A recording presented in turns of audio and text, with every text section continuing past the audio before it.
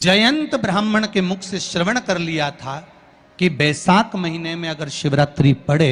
और उस शिवरात्रि पर एक कलश का पात्र, लोटा तांबे का या मिट्टी में रखा हुआ जल पात्र में लेकर एक बेलपत्र का छोटा सा भाग उसमें छुआया हुआ, और फिर निवेदन कर रहा हूं अगर बेलपत्र उस दिन नहीं मिले तो पात्र लेकर चले जाना मंदिर में। मंदिर में शंकर जी पे तो बेलपत्र चढ़ी होगी ना, अरे बोलो तो जरा, चढ़ी होगी ना। उसी बेलपत्र को धोकर फिर जल के पात्र में उसको छुआकर फिर शंकर भगवान को भावों से, दिल से जो चाहते हो, धन वैभव संपदा सत्ता या रोग से मुक्ति, चाहे उदर से जुड़ी हो। हाँ, एक चीज का ध्यान करना, अगर संपदा के लिए, विवाह के लिए या विद्या के लिए या अन्य चीजों के लिए आप शिव जी को जल चढ़ा रहे हो तो उसके जल को उठाकर नहीं लाना है। और अगर रोग के लिए जल चढ़ा रहे हो कि मुझे ये तकलीफ है, घर में ये बीमारी चल रही है या रोग चल रहा है या किडनी का या लीवर का या कैंसर का या ब्लड प्रेशर का, तो जो जल तुमने समर्पित करा उसको लेकर आकर आचमन भी करना। कौन से दिन? जम के बोलो जरा। शिवरात्रि शंकर कह रहे हैं, माँ उमा से, माँ पार्वती से मेरा महेश कह रहा है, मेरा बाबा भोलेनाथ, मेरा बाबा विश्वनाथ, मेरा त्रिकालदर्शी कैलाशी अविनाशी कह रहा है कि हे पार्वती,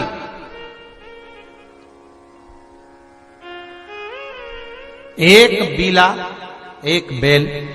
जो मुझे समर्पित करता है, और समर्पित करने के बाद उस बेल की महत्वता देखिए, जो बैसाख महीने में बाबा शंकर को जो चढ़ाया जाता है और 1000 अश्वमेध यज्ञ का पुण्य फल हम प्राप्त कर लेते, मात्र एक फल चढ़ाकर, मात्र एक फल चढ़ाकर।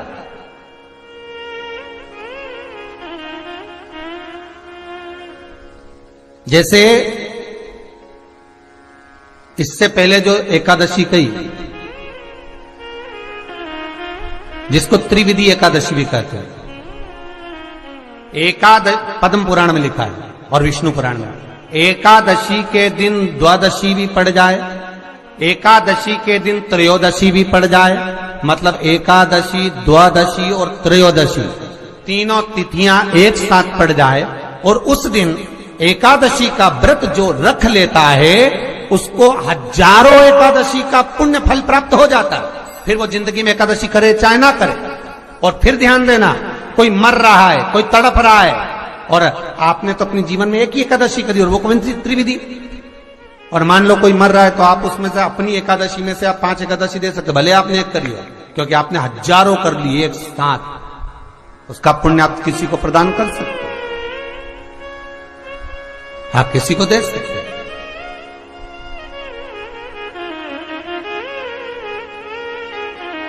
उसी तरह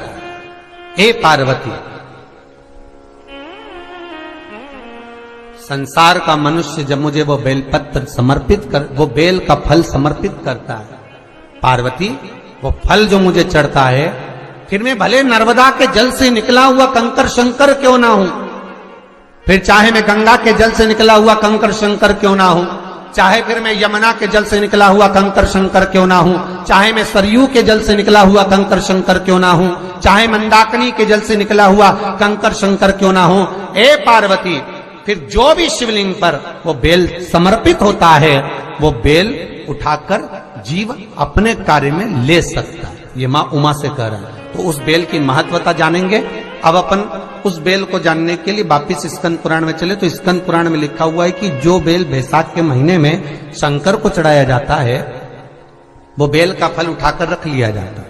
बैसाख के महीने में उस चढ़े हुए, बाकी का आपको बेल का फल खाना हो तो बात दूसरी, पर चढ़ा हुआ जो बेल का फल है वो पूरा बैसाख नहीं खाना। बैसाख के बाद में अगला जो महीना आए, उस महीने के अंदर उस फल के अंदर का गुर्दा निकालकर उसको सुखा लीजिए, और सुखाकर जिस व्यक्ति को पथरी की बीमारी हो और जिस व्यक्ति को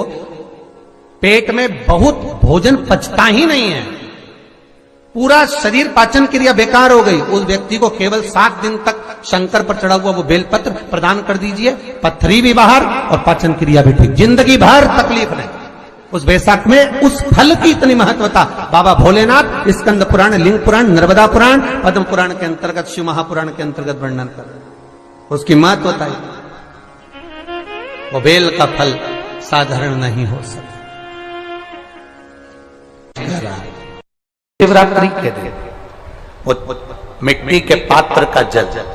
अपने घर के प्रत्येक व्यक्ति का स्पर्श कराकर उस मिट्टी के पात्र के जल को तांबे के पात्र में डाल लीजिए और घर के प्रत्येक व्यक्ति का स्पर्श करा लीजिए और शंकर भगवान पर कुंडकेश्वर महादेव के नाम से समर्पित करिए। कुंडकेश्वर महादेव कभी जीवन में पीछे पलट कर देखने की जरूरत नहीं पड़ेगी, आप उन्नति की सीढ़ी की ओर बढ़ते चले जाओगे। बैसाख महीने में मट्टी के पात्र का जल भगवान शंकर को समर्पित होना चाहिए, उसका सुख हमारे जीवन को एक आनंद फल प्रदान। एक शीतल आरती होती है, मेरी जीजियों बड़े सावधानी से सुनिएगा। एक शीतल आरती होती है। कभी अगर तुम्हारे जीवन में अगर कभी तुमको ऐसा लगे कि रोग बड़ा भारी हो चुका है और बहुत भारी रोग मुझे घेरता जा रहा है, या डॉक्टर को दिखाने जा रहे हो और तुम्हें ऐसा लग रहा है कि डॉक्टर कोई बड़ी बीमारी बताएगा, तो उस समय पर शीतल आरती का प्रयोग करें। एक पुष्प हाथ की हथेली में रख लीजिए, एक पुष्प हाथ की हथेली में रख लीजिए। अब मंदार का जो पुष्प होता है, आंकड़े का जो फूल होता है, एक सफेद कलर का भी होता है और एक गुलाबी कलर का भी होता है। देखा है आप लोगों ने? बोलो जम के बोलो, देखा है ना? गुलाबी कलर का जो पुष्प होता है वो आप मंदार का, आंकड़े का जो गुलाबी कलर का पुष्प होता है आप टीवी पे देख रहे होंगे, एक सफेद देख रहे होंगे, एक मंदार का गुलाबी फूल, नीला कलर का फूल देख रहे होंगे। जो नीला कलर का जो पुष्प होता है, गुलाबी कलर का जो आंकड़े का फूल होता है, प्रयास करना जब किसी विषम परिस्थिति में फंस गए, विषम परिस्थिति, जब आपको लग रहा है कि मुझे बहुत भय लग रहा है, कुछ बुरा होने वाला, आपको लग रहा है आज मेरी उल्टी आंख बहुत फड़क रही है, कुछ गड़बड़ होने वाला है, आपको लग रहा है मेरी सीधी आंख फड़क रही, कुछ गड़बड़ होने वाला है, तब केवल वो नीला जो गुलाबी पुष्प है मंदार का, उसको कहीं से लाकर शिवालय में अशोक सुंदरी वाली जगह पर स्पर्श कर कर शिवलिंग पर आप चढ़ा दीजिए। आपकी विषम परिस्थिति कैसी भी होगी वो रास्ता बनाकर बाहर निकल जाएगी, आपको फंसना नहीं, परेशान नहीं। मंदार आंकड़ा, सफेद आंकड़े का पुष्प भी भगवान शिव को समर्पित होकर, जैसे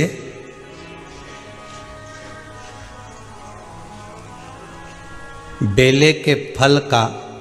गुर्दा, बेल का जो फल होता है, बेलपत्री का फल, उसका जैसे गुर्दा, उसके अंदर का जो भाग होता है बेल का, वो गुर्दा,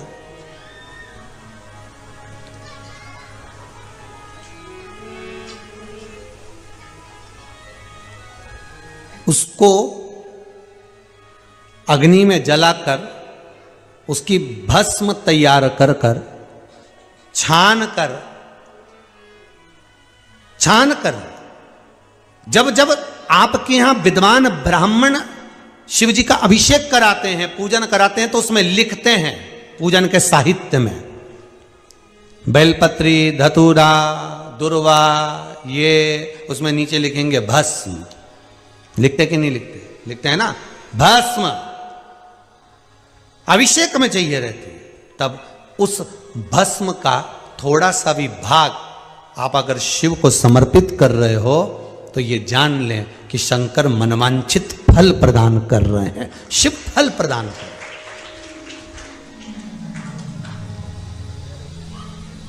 महाराज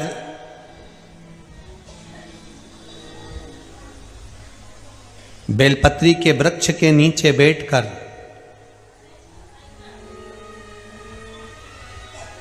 हाथ में एक बेलपत्र का पत्ता रखकर आप पंचाक्षर मंत्र नमः शिवाय, ओम नमः शिवाय या श्री शिवाय नमस्तुभ्यम या महामृत्युंजय मंत्र का स्मरण कर रहे हो, पर डंडी का भाग अपनी ओर बेलपत्र की बीच वाली पत्ती का भाग बीच वाली उंगली की ओर रखकर अगर आप स्मरण कर रहे हैं और अपनी कामना कर कर बेलपत्री के वृक्ष के नीचे बैठकर उस पत्ते को सम्मुख रखकर बाबा से विनय कर कर एकांत में उस बेलपत्री के वृक्ष की छांव में, बेलपत्री के वृक्ष की छांव आप कामना कर कर उस पत्ते को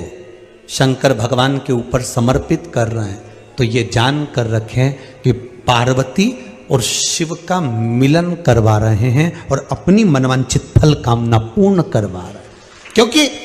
शिव और पार्वती का जब मिलन होता है, शंकर पार्वती जब एक दूसरे के सम्मुख में होते हैं, शिव और पार्वती जब एक दूसरे के सामने अपने बच्चों के कारण एक दूसरे के सम्मुख में आते हैं, तो उनके चेहरे पर प्रसन्नता का भाव आ जाता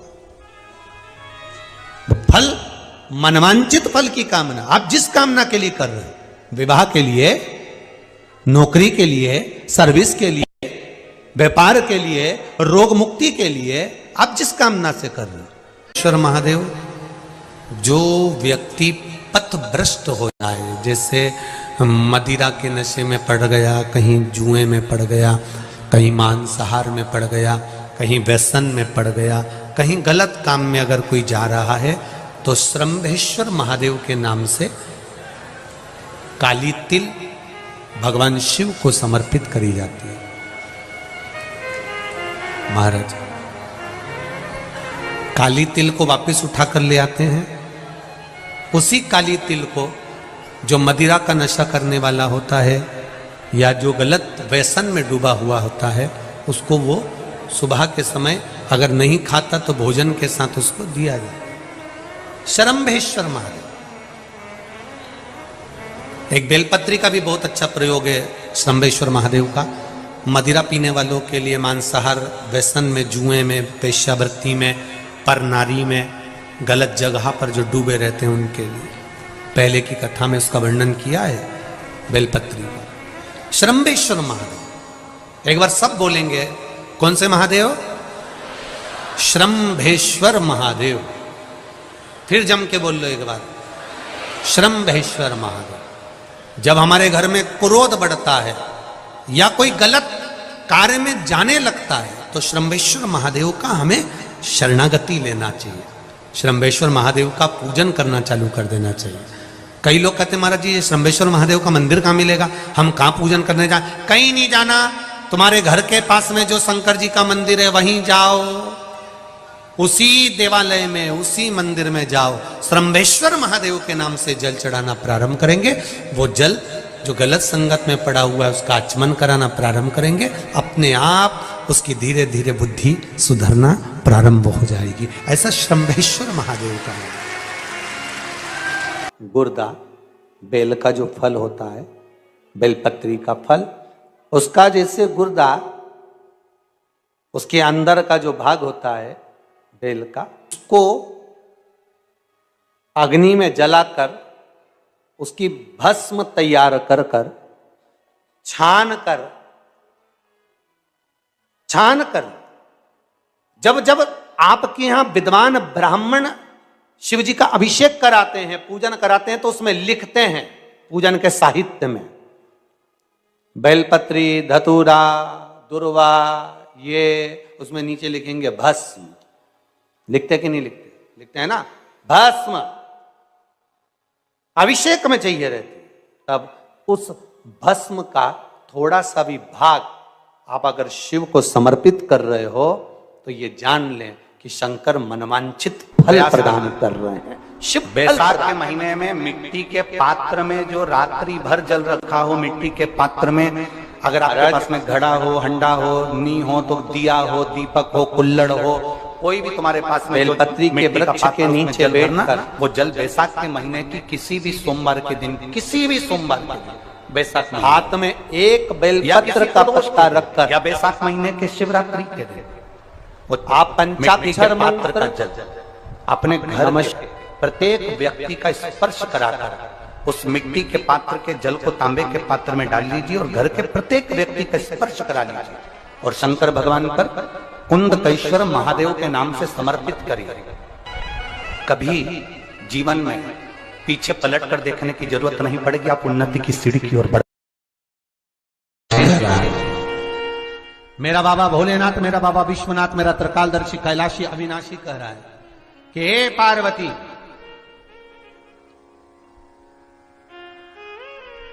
एक बीला,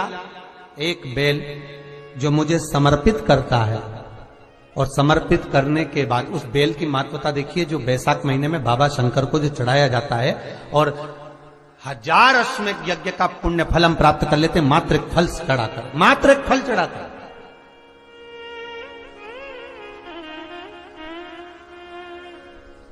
जैसे इससे पहले जो एकादशी कही,